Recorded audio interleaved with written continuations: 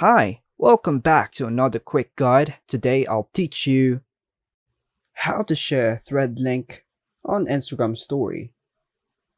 And it's literally an easy process, so make sure to watch until the end of the video to know how it's done. Start by following these steps.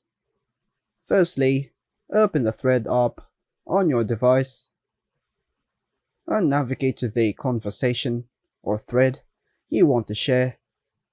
So I'll go into my profile, tap the airplane icon, then tap on the link, exit the thread app, and open the Instagram app on your device. Tap on your profile icon, then tap the camera, and create a new story. Once you're in the story creation mode, you can add the copied thread link as a sticker. Find the link in the sticker section, then paste the link, then tap done.